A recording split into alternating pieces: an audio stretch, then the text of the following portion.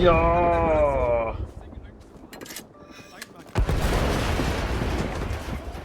Hello and welcome to this Warno 1v1 game played between All Means Necessary, playing the 9th US Motorized Division, and he's going up against Divinity Slave, playing the Polish Donkey Kong Airborne Marine Division.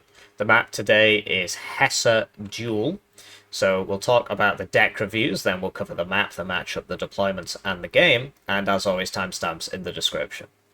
Slave, and he's playing Donkey Kong. The deck is exactly the same as it was in the last video, so I'm going to link this in the description, and then you can just watch it. So it's about 16 minutes long. I don't see the point in just repeating myself. In terms of, are there any changes at all? If you look up here, it says 50, and here it says 49, and that's because there was a patch which buffed Donkey Kong, so they're a little bit better now, and you get one more AP, which you can spend in your Helo tab, right? So you can get another, I would recommend this one, I would recommend getting another Conkers one, and there you go, you get an extra helicopter for free, right? And since the last video, the T-55s are even better than they used to be because they've got base 8 ROF instead of base 7, which means that effectively it's 9 because you're bringing them at 1 vet. So that's some big help for the division. So there's no point just saying the same thing over and over again. So I'll link this in the description and you can just watch it. Switching to his opponent's deck, we've got All Means Necessary, and he's playing 9th US, which I don't believe we've seen him play before. At least we haven't seen this deck before. Have we? One sec. Right, so I had a look, and it turns out actually we have. We have seen this deck before. I was going to say it looks really familiar. He has made a couple changes though, which may have been following my suggestions in this video. So we'll just go through it again because this one has actually changed, if only a little. But I agree with a lot of it because I think it might have been changed because of what I suggested. But I mean, it might not have been, right? I'm not the center of the universe. I do like to pretend to be, though. It really annoys Broken Arrow people when I tell them I'm the world number one. So, first things first, 2 cards of supply with an M270 MLRS is not going to work out. You've got a lot of artillery, actually quite a few tanks. 2 cards of supply is not going to work out. But I recommend keeping the 2 cards of supply because we're going to get rid of the MLRS, basically. Then for CVs, right, you've got the Humvee CV, 3 availability, or you can get 2 on this, but it's way cheaper. Don't get the Helo one. The thing is, right, so you do actually have a wheeled CV here at 3 availability. So 3, oh, that's weird, he doesn't bring the command one. Okay, so 6 CVs. I was going to say swap this one out for this one, and then you'd still have like the tank CVs, but he doesn't actually bring the tank CVs. So 6 is a nice number of CVs, so yeah, bring the 3 and the 3, fair enough. But yeah, if you're running 3 cards of CVs on this division, basically you'd get rid of one of these and bring this one. But these are actually good now because the reservist trait got a lot better. In which case, you know, you could drop this to the 2-1 because there's a 2-1 with smoke, which is very useful, actually, having smoke. Or you could drop this to the 2-1. But yeah, there's only 2 CV cards, so yes, you should be bringing 6 CVs, I think, is the best option. Then we've got Light Rifles Law in a Black Hawk at 2 vet. So this is an interesting decision. Basically, Light Rifles Law are a really good squad. They're basically like the old mech rifles, in that, you know, they've got a lot of machine guns. Mech rifles used to be 11 men with 3 machine guns. Now they're like 9 men with 2 or something. And they're 2 different ones, one of which isn't as good as the other one. But anyway, so the DMR is like 4 rifles, and 2 machine guns is like 4 rifles. So it's 8 plus 6, which is 14, quick maths. And then he's brought this at 2 vet and then this at no vet. Don't do that. The gap between no vet and one vet is huge. The gap between one vet and two vet is not huge. So rather than bringing one at two vet and one at no vet, like this should just be at one vet. And then if you find that this you're running out, just down vet it. Okay. But let's leave it like that for now. But this should definitely not be at no vet. It takes 7 minutes for a unit to go from 0 cohesion to full cohesion at no vet. It takes 3 minutes for a unit to go from 0 cohesion to full cohesion at 1 vet. So it's a big difference. So for like line infantry, you want them at 1 vet because they're supposed to stick around for a long time, take a lot of punches. Something like this, bringing it at no vet is sensible, and this because they're a small squad, so they're not expected to take that much fire. If it's being shot at by infantry, it'll just kill the infantry. If it's being shot at by an IFV, it should run away. You don't need to sit there and tank damage as this squad. And it's the same as this one. So that's why these are at no vet, and that's why this should be at 1 vet. And if you find you're running out, just down vet this, right? Then we've got Light Rifles Dragon, which is the same, but with the Dragon 2. It's more expensive, right? And then its anti-infantry power isn't as good, because one machine gun isn't as good as one DMR. In terms of DPS, they're about the same, but the main thing is that the DMR has twice the suppression of the machine gun. So it's a lot more useful.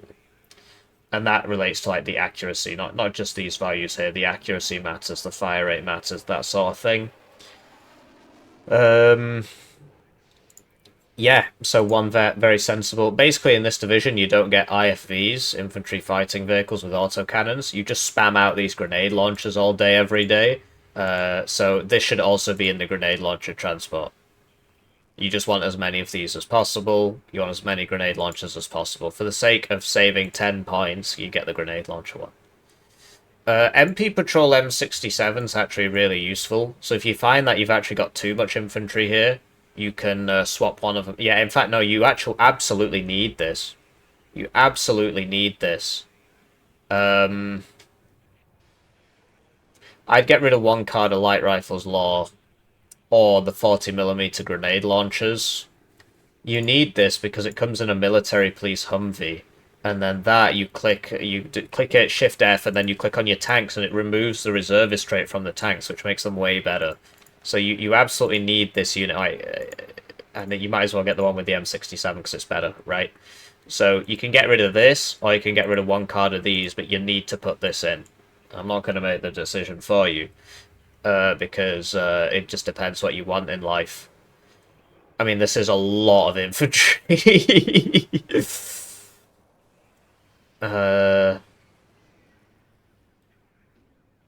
Yeah, this is a lot of infantry. I'd get rid of one card of Light Rifles Law, down vet this, and then get the yeah, there we go. I made the decision for you.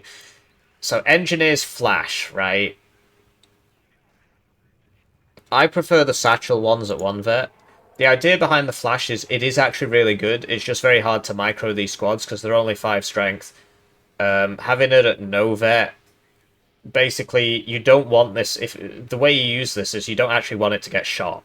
You always pair it up with a light rifles, and so the light rifles is in front. The light rifles get shot, and then the flash comes up behind and shoots all the flash, and then immediately runs away and gets more flash. Right? As soon as you fired all 8, you're gone. You don't stick around. And so being at 0 vet for that can actually work. Because you don't really care if you can't take much suppression, because you're not supposed to be getting shot at. It is kind of a risky strategy. You can up-vet it. But this can work. It's just you've got to be very good on the micro. And... well, yeah, that's all there is to it. You got to be good on the micro. You can never have this by itself. 40mm grenade launcher, you can either bring it or, you know, get more light rifles. The idea is these are all your grenade launchers. They're very, very good. You've got plenty, right? So you might not really need this. But it goes into buildings, so it can be useful, right? And then the TOW 2A, which is, you know, it's like a TOW 2, but it has tandem, which means it deals +1 damage to units with ERA, which means that this will two-shot a T-80 BV, whereas a regular TOW2 without the tandem will not two-shot the T-80 BV. Artillery, so this is another thing. So your mortars for smoke have the reservist trait, which used to make them fire a lot slower, but it doesn't actually do that anymore. It just reduces the accuracy. But either way, you can use the MP patrol. Sorry, the MP patrol Humvee, and take that away from them. Then I really like these 2 per card. If you've got corrected shot from a recon unit being near the enemy, it doesn't actually have to be that close. The dispersion circle is very, very tight, and then like 2 of these can kill a heavy tank basically, if you've got that corrected shot. Then you've got this, which you can't afford to keep this running if you've only got 2 cards of supply. So, like, the idea is this kills tanks, but I mean, this kills tanks, this kills tanks, this kills tanks. This helps kill tanks. These kill tanks. This kills tanks. This kills tanks. So, no. You want this. This is a coffin launcher. So it launches a mine-clearing explosive device, which is just really good against infantry. So on a map like Chemical Duel, this is actually really, really useful. Or it's just useful all the time. It can survive a TOW2 hit, and it's got smoke. It's a lot of fun, and it can really mess up enemy infantry squads and vehicles if they're stood still. So you want to get this, really. I think it's a lot more useful. So, yeah, and it's not as expensive to supply. You might still find that you're running out of supply, but if you are, then obviously, you know, you can get rid of like this. Was that 2-point slot? No, it's a 3-point. So you'd have to get rid of like this and one of these, or this and I don't know. I mean, yeah, you could get rid of these grenade launchers quite easily actually, because you've already got plenty of grenade launchers. So that'd be a vector if you need that extra supply. So tank tab, quote unquote. Basically, National Guard M60s are pretty good now, and yeah, you should be bringing them at 1 vet, because the reservist trait got better. The reservist trait got buffed. Sadly, it's not displayed on the stat card, but basically all it does now is give you 5% less accuracy, and you take way more suppression, which means that your DPS goes down way faster. So it does matter, and that's why you bring the military police vehicle. Like 100% you need this, so you can put it with your tanks. So it does matter. Then, yeah, Humvee TOW2 for shooting people with TOW2s with good stealth. Yes, it's a lot better than this, because this has mediocre stealth, so it just gets blown up. Whereas this has good stealth, so you can't see it. Then this, the Cook V Hellfire Launcher, is NATO's only ground-based 2,800 meter range ATGM, and it is very strong. You got to keep these alive, and if you're playing against Ninth, you literally need to learn how to count to 4, and every time you kill one of these, and you should use howitzers and stuff to kill them, you need to count 1, 2, 3, 4, and then you know that they're all gone, and then you can actually play the game. Because this is really difficult to fight against. The missiles go extremely fast. It fires 2 back to back before it has to reload, and the missiles really mess you up. So it tends to be that it shoots twice, hits twice, and you're dead. Although if you're a T-80 BV, you would survive 2 hits, but you would almost certainly be routed. You wouldn't be in a position to continue. So yes, very powerful piece of kit. Then you've got the M60 without the reservist trait, which is a 15-point difference now. Yeah, fair enough. Recon tab, so this is another unit that you absolutely have to bring. This goes at 120. So, anyway, and this can one-shot like 4 HP transports coming the other way if they both hit, because when it stood still, it gets a 500 times damage modifier. Sorry, 5 times damage modifier. 500 times. And less units with less than 1 armor take additional damage, so basically it just blows up the enemy. It gets there first, because it's airborne forward deployed. Even though this says recon, it's airborne because it's taken from this unit. and then it gets there first because it's 120. At 120, I think Max Vet Delta Force would get there before it, but otherwise you're getting there first. And then you just blow up the enemy transport and kill all the units inside. So very, very strong unit, very strong unit. And it's the same thing when you're playing against Ninth, you need to count to 3 and kill all these. Then Scouts in the Grenade Launcher Humvee for recon, cheap recon, yeah, I think that's fine. Then I'd say, like, you don't really need this. I know people like to bring them and then just sort of blob them up and send them down roads at the start. I guess it can work for that. It goes at 120, but it's recon deployed instead of airborne deployed. Same with this. So, like, this is more TOW 2s, and they're really good at the start because they've got very good optics, and they're super duper fast, and they've got the air recon forward deployment. So, yeah, that you buy these, and then you buy these, basically. Like, you can get away with not having this, basically, but at the start of the game, it can be useful to just shit a bunch of them one down every road and just annoy the hell out of people with 120km/h zoomy vehicles. Then this has the Cobra gun and 4 availability for no understandable reason. So it's just this one, but better in every way because it's got a way better gun. Okay, so it's just better in that way. The minigun got nerfed as well, so this is a must bring. Or you can lose an availability to get 14 rockets and exceptional optics, but this is just the best one by far out of these 3. And then you get the Aquila drone so that you can spot people. I don't think it gives corrected shot on the artillery, the Aquila drone, but it's very, very useful for spotting targets. Very difficult to shoot down because it actually has 50% evasion, which is stronger than ECM because it's subtractive instead of multiplicative in the way the equation works.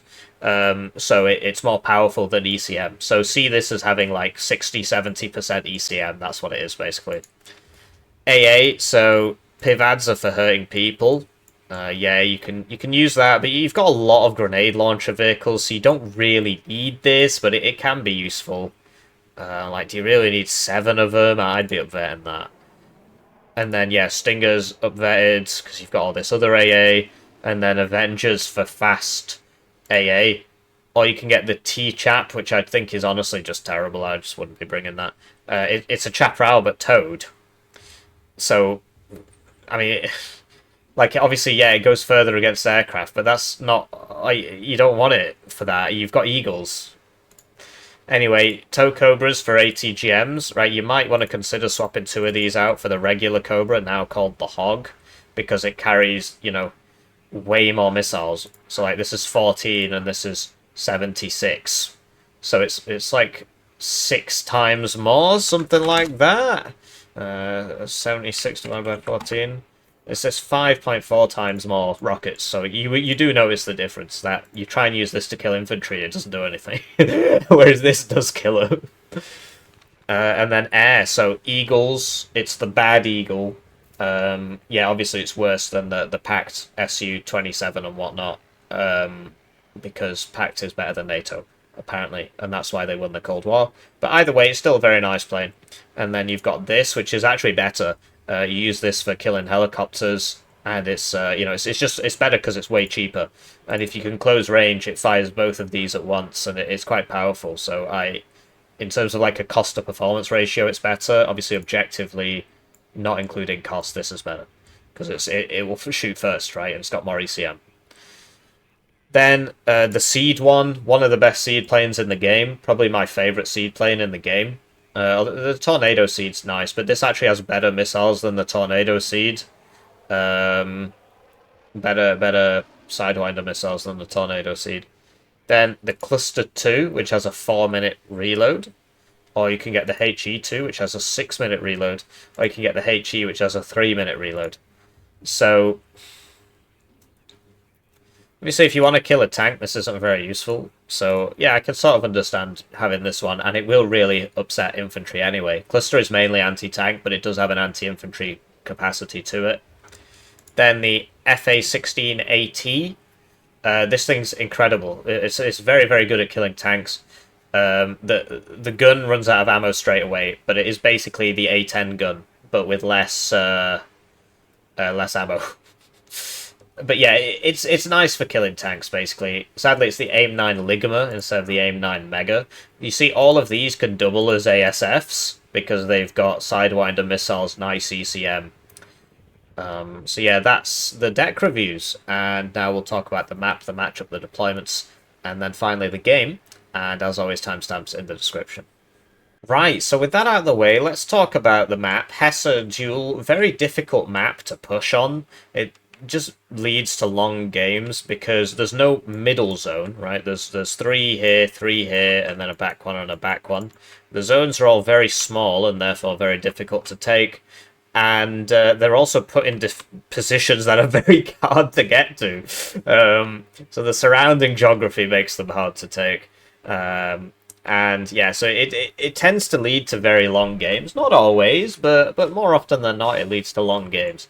Now, when you talk about the matchup, Donkey Kong is widely regarded as one of the worst divisions in 1v1. It's just basically not got... so airborne divisions in general in 1v1 are quite weak because there's a lot of divisions in the game, typically infantry divisions. I mean, this is a great example, actually, of divisions which have a small amount of airborne, and then the rest of their units aren't airborne.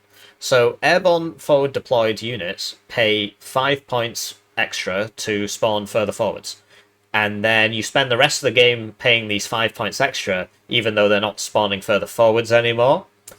Because that only happens at the start. So airborne divisions are just kind of weak because you're paying this tax for the rest of the game that only helps you at the start, and there are lots and lots and lots of divisions.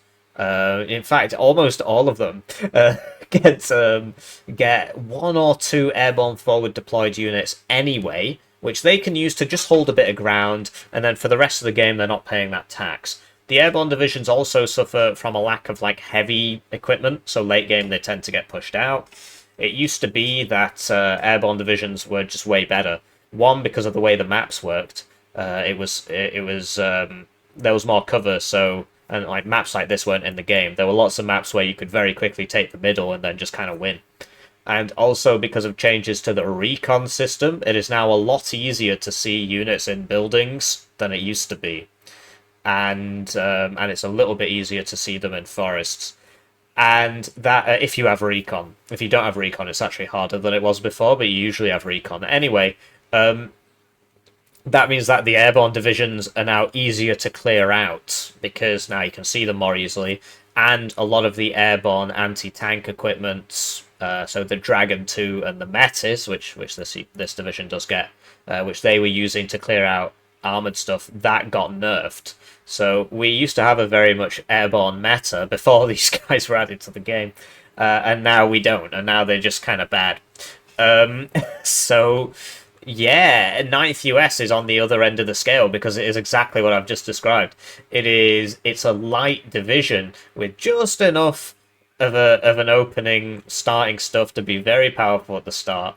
And then for the rest of the game, you're not paying the airborne tax, and you also get a bunch of tanks and heavy artillery. So, it's just better. It's just better. So in terms of the matchup, Red's in a very poor position here. The map isn't really sided in terms of like balance on the map. I'd say this is probably one of the most balanced maps in rotation. I don't even have a side preference. I like playing on both. Well, don't really like playing the map, but well, no, I suppose I do. I do like playing the map. I just don't want to admit that Balance Man was right because he designed this map. Anyway, let's talk about the deployments. So we've got all means necessary here. Starting off with a bunch of these 120km/h very good optics vehicles, which is, faster than anything this guy gets. And this is part of, the forward deployed stuff that they get, right? And so grenade launcher onto here. You'd want this to be an ATGM1, really, so it can shoot down here. You don't really need a grenade launcher here. Obviously, the cost difference is big. It's more than twice as much for the ATGM1. And then he's got a grenade launcher one going here, and an ATGM1 going here. Then he's got a sniper coming to here, so I don't really agree with that. Typically, you want the sniper somewhere where he's not going to get spotted and killed. and this is really quite far up. So what you could do with the sniper, given that he goes at 120 or whatever, actually, is put him here.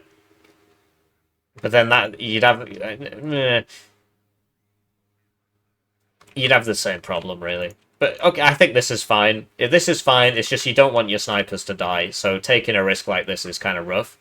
This is very aggressive. I don't agree with that at all. Especially when you're against an airborne division, you can't really get all the way up there. We'll see how far he gets. Then we've got 4 helos, which are all crossing each other, so they're not getting there as fast as they can. These have the Cobra gun on it, so they're actually pretty good. And then we've got another grenade launcher, another TOW2, light rifles lowering a helicopter, and then he's sending the helo all the way back here after it unloads. A VAD, so PIVAD's towed for anti-infantry, basically.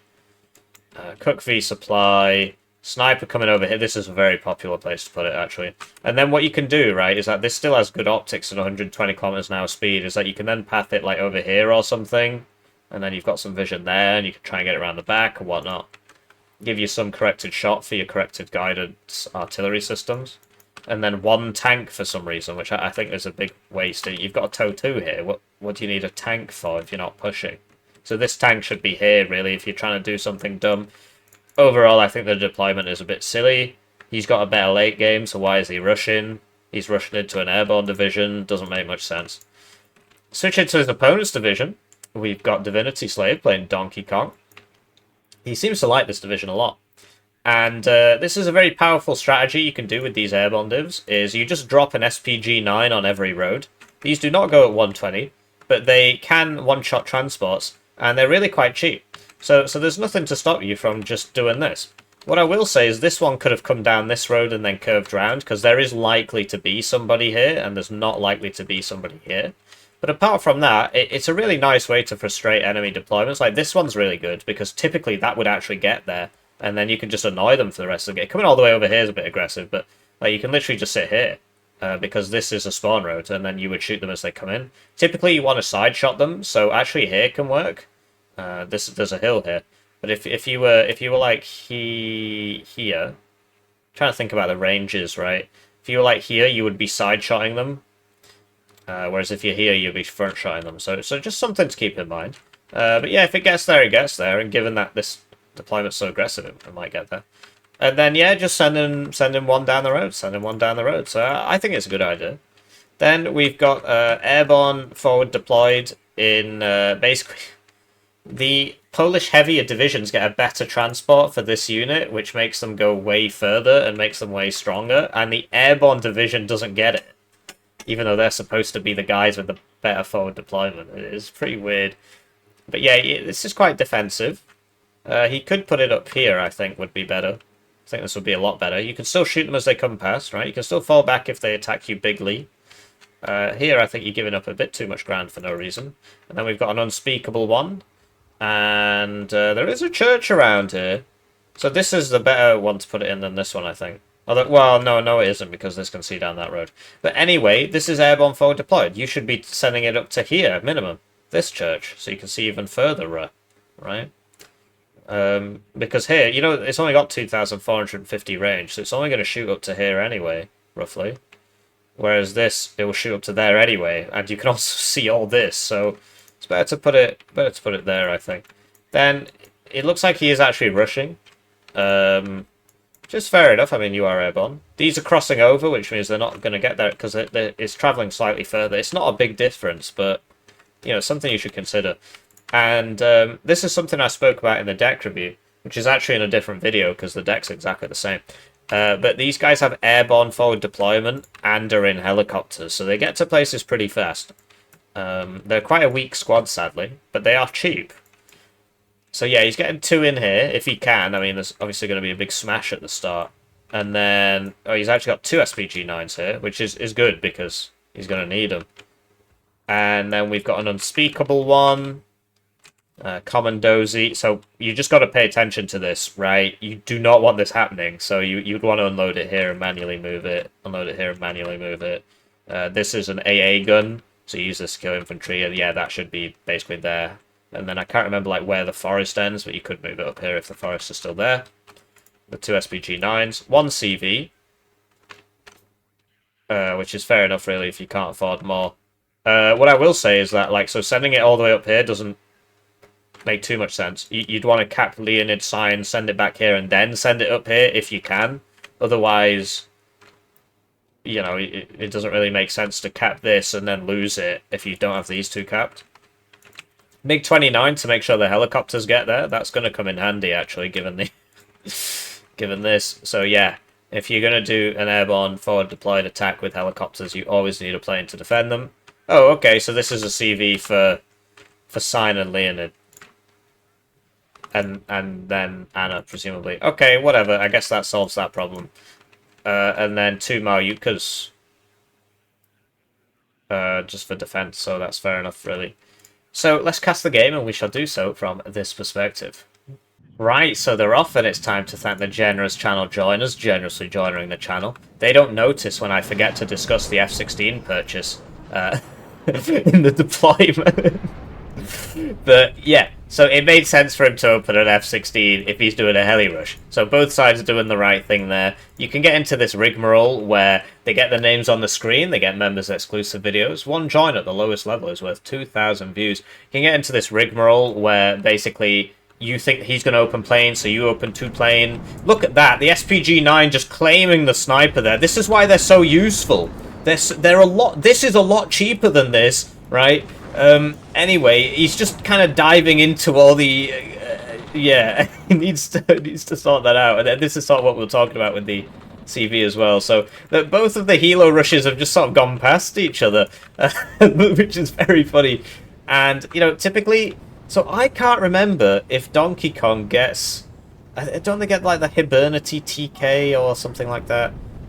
Anyway, as soon as the tick has ended, more planes have been purchased. That really could have been stopped at any point on that journey. All of this, when he saw all this, you know you can turn around and just fast path back the other way, right? You'll notice the trucks got out, which means that the people would have as well.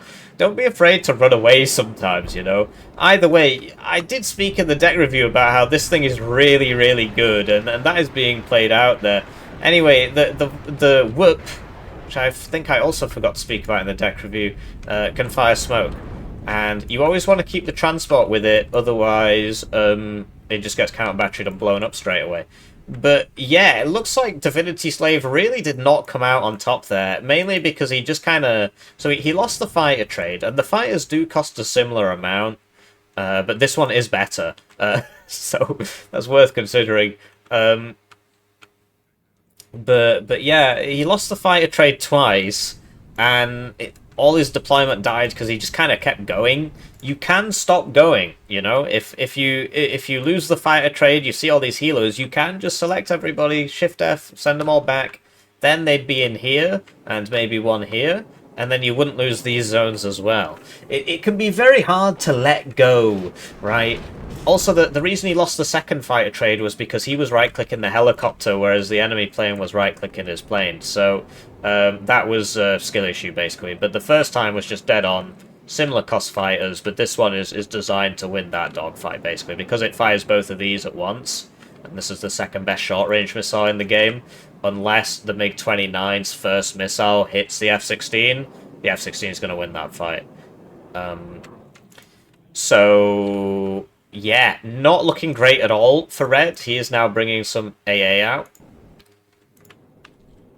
And, yeah, typically... So, basically... it's funny, actually, because in the deck review last time, I said you don't need the forward deployed AA because you will cover it with a fighter. But in that case, he covered it with a fighter, and the enemy fighter killed his fighter. So, it is pretty rough.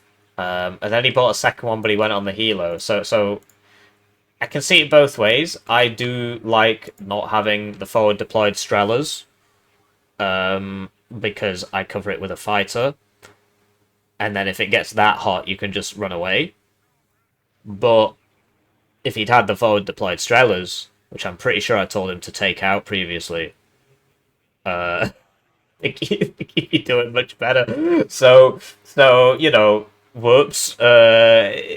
Every strategy has its disadvantages, right? Every strategy has its disadvantages. So you gotta roll with the punches. and not just drive all your guys into, like, you know, can I really be held responsible if he drives all his guys into 4 helicopters that I just sat there? Right? Can I really be held responsible for that? Sounding a lot like Coke Hippie. Anyway, looks like he's sort of coming back into this zone, which is good. And you see how useful this thing is. It reloads in 16 seconds if it doesn't get damaged. It has been damaged. It's been damaged a little bit more. But anyway, now he knows this is here. So this has the coffin... There we go. So yeah, the coffin launcher is very, very, very useful. Now, 9th US can also bring coffin launchers, but he chose not to bring a MLRS with 2 cards of supply. So I think that was not very intelligent.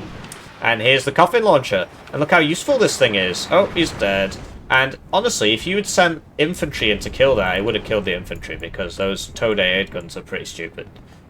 Basically, the reason they're so powerful against infantry is because infantry used to be good at dealing DPS against other infantry a long time ago. And there was a push to slow the game down. And now we've got the situation where some things are still not slow, right? So infantry doesn't kill infantry very fast. Infantry doesn't kill, and those towed guns are classed as infantry, which they didn't used to be. So there's multiple competing systems. RTSs are really interesting in that approach. I suppose it keeps me in business. There's always something to talk about. And you see the power of these grenade launcher vehicles, right? I'm really surprised this guy isn't just shooting that, though. What's going on there? Something to do with the LOS. What the flip? Why isn't he shooting it? He's got this on all units. So it's not that it's a transport or anything. Okay, weird. Anyway, he got it. So, 9th US doing the rushing, which is kind of weird, right? But in general, it's just a way better version of Donkey Kong. Like, it really just is. Trying to think of anything Donkey Kong's got over 9th US. You get T-55s, 9th US gets M60s. You get planes, 9th US gets planes. You get good artillery, 9th US gets good artillery. It gets the Copperhead rounds, which I guess are not as good as the Pion. You get good infantry, he gets good infantry. Anyway, Malyuka P trading with a 45-point grenade launcher shows the power of those grenade launchers. And the SPG-9 that was over here did get taken out. I'm not sure it got anything. That's why it can be useful to not just, you know, YOLO it. But maybe it did. Maybe it did get something. But I mean, there's a hole in the ground here. Maybe it just missed. That does happen. Anyway, going very, very well for blue at the moment. Yeah, it was just that helo rush and the reaction to the helo rush. So here we go. MiG-29. What did you see? Whoa! So there you go. He's got his RNG back. I was going to say, did you see how it won the first fight? Because its first missile hit, as I predicted. But then it won the second fight when they were both in range. So there you go. Air's all RNG. Sometimes you win them, sometimes you lose them. That time he won them, and the last 2 times he lost them. Although one of those was influenced by a skill issue. But yeah, you see the issue with Donkey Kong is that your ground-based AA is just garbage.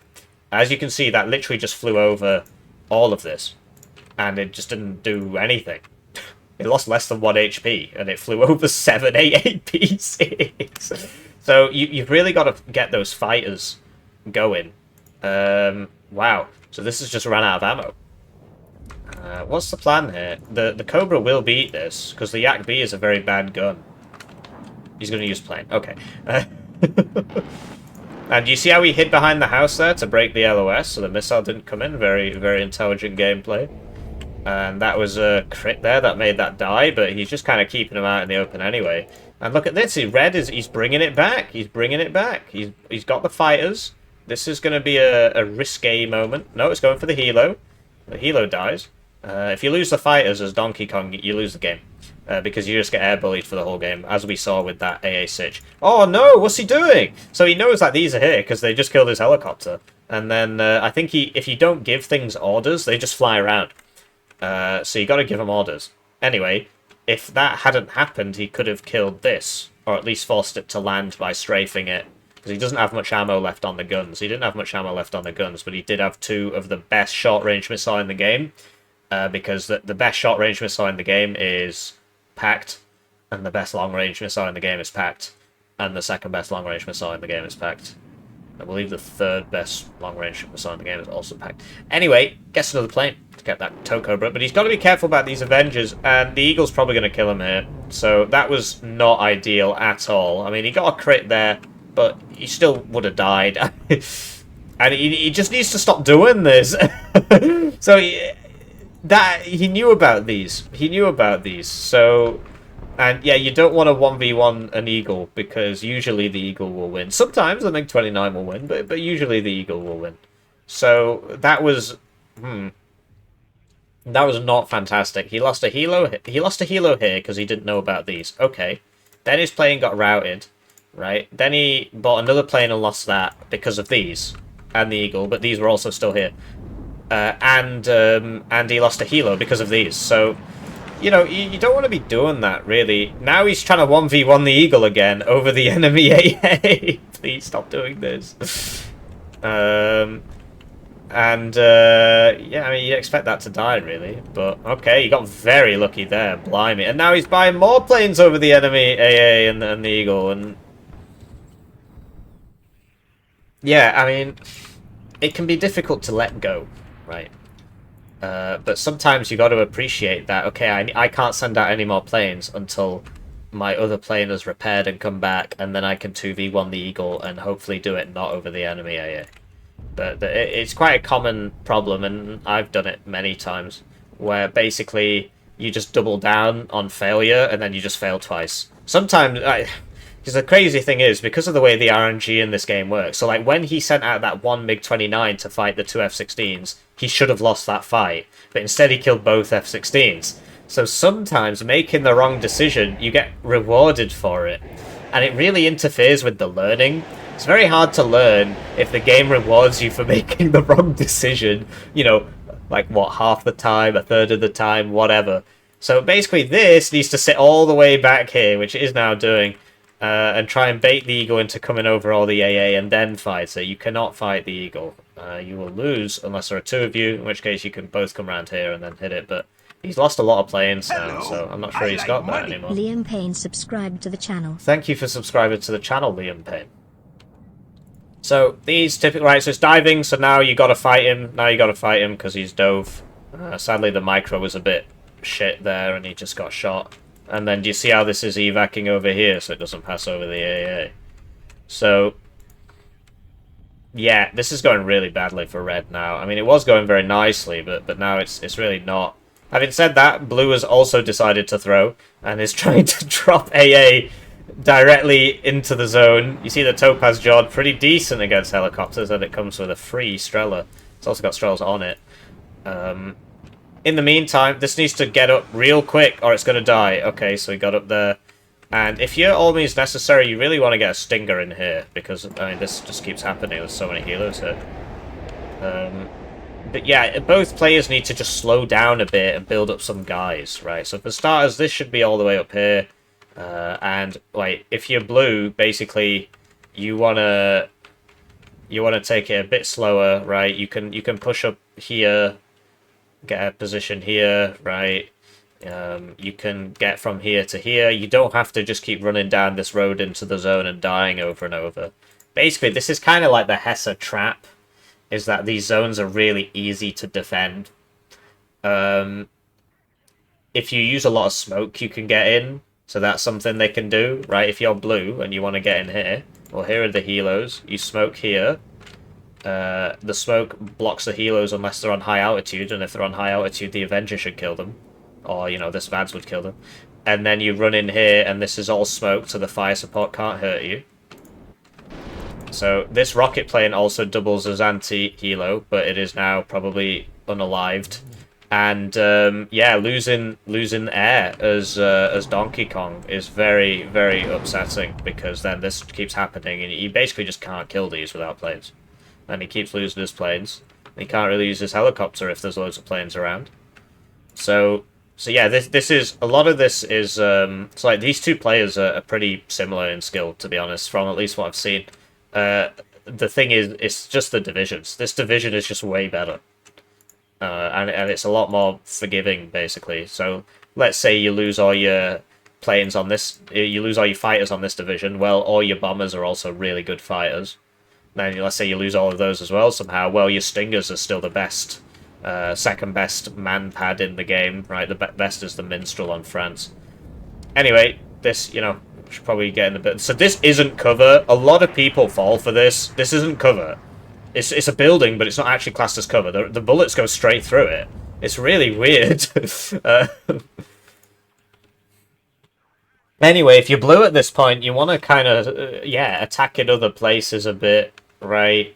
Spread out, get over here. There's nobody here. You don't have to keep running down this road. And this is a great place to have the T-55 AS, right? Because you can even get it up to here and start killing all these guys. Like, you can even just... Right, because it has indirect fire, you can shoot this, even though it can't shoot back. So, Beretti's actually missed, which is quite surprising. They're one vet and whatnot, but yeah, they should have just... Because you can still move while stunned, so he could have just... Once he missed, he should have just immediately ran back down the hill. Right, and then he'd be fine, and then you can reload, and then you can run back up the hill and you can shoot him again. But instead, he's just stood around and he's just dead. It's a 12-point squad as well. So, wow. It's quite rare to see helicopters beat AA in this game. But the AA was shooting this guy with its 50 cal. Okay, this is... Now he's getting very ballsy. I mean, it was surprising that won, and now he's doing it again. So, what the fuck?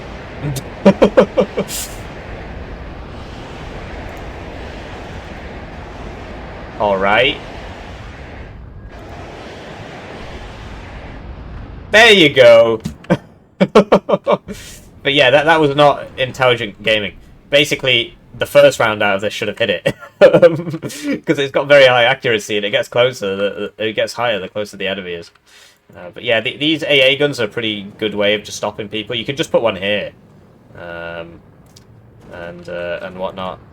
And yeah, look at that. Now he's using the coffin launcher. These are so useful. Look, they're so useful. Imagine if Blue had brought the coffin launcher instead of a 320-point MLRS, which he hasn't bothered bringing because he can't afford it. Instead, he could have had a 90-point, I think it is, coffin launcher. He only gets 2 of them, but they can survive a TOW 2 hit. This can't, and they've got smoke. This doesn't.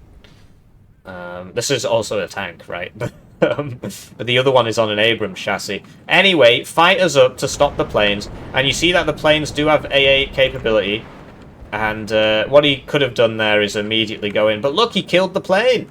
He killed the plane. So, yeah, and then the AA guns can slowly shoot this Aquila to death, but basically, these are very difficult to deal with, because I'm pretty sure this can still see all this, and it can't shoot it because of the range.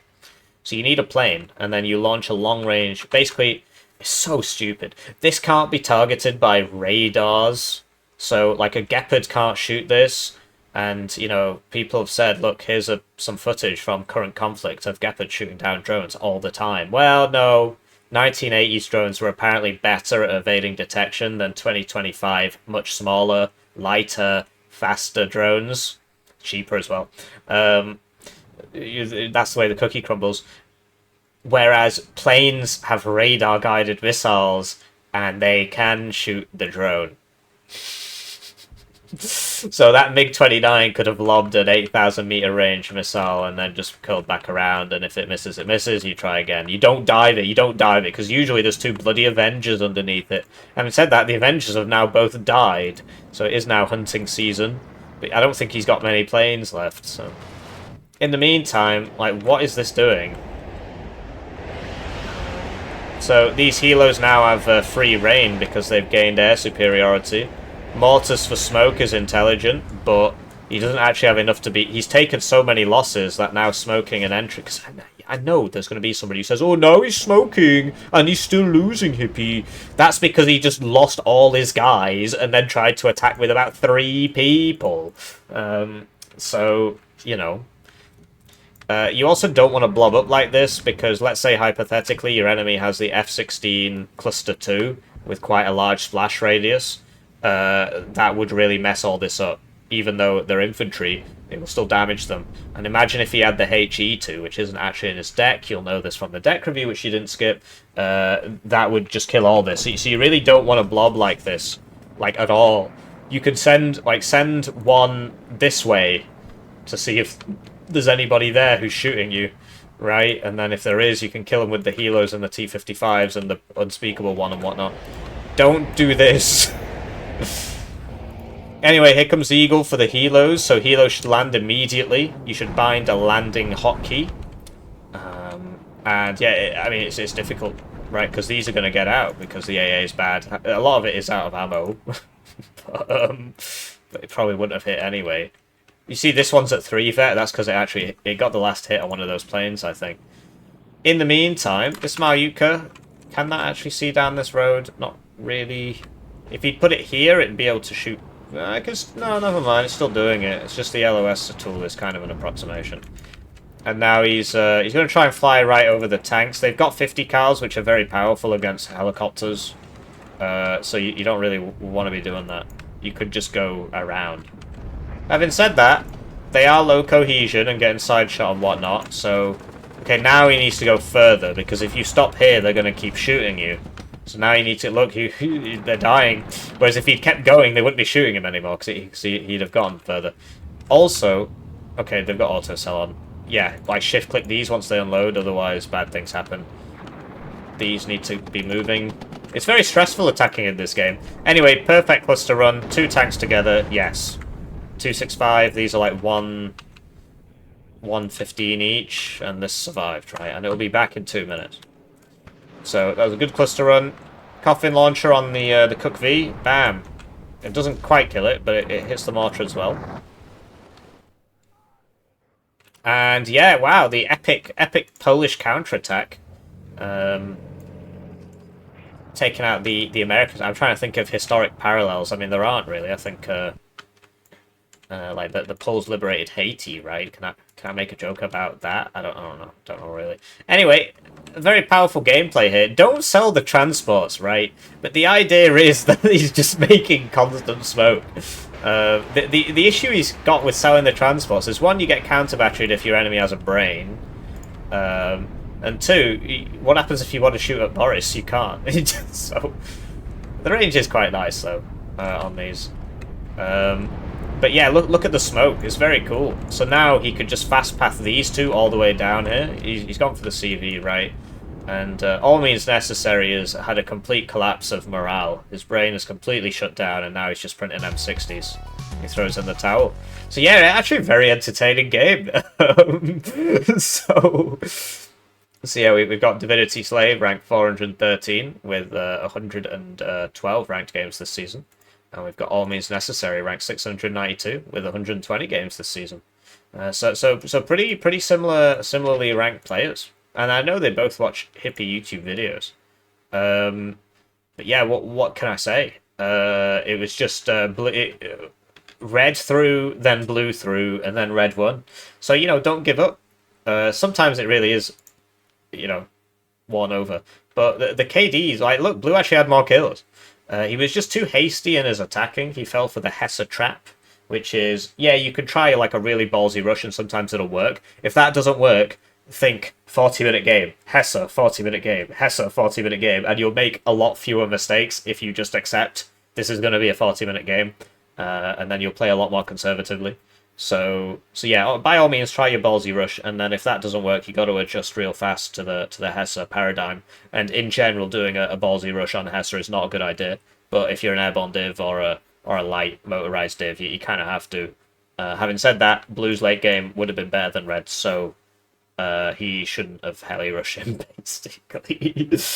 But that part did work. So you know, it's kind of hard to give advice, especially when sometimes somebody buys a plane and he loses to a plane in a 1v1, and then he buys the same plane, and it beats the plane in a 1v2 and kills both of them. So, you know, anyways, I'll see you in the next one. GG.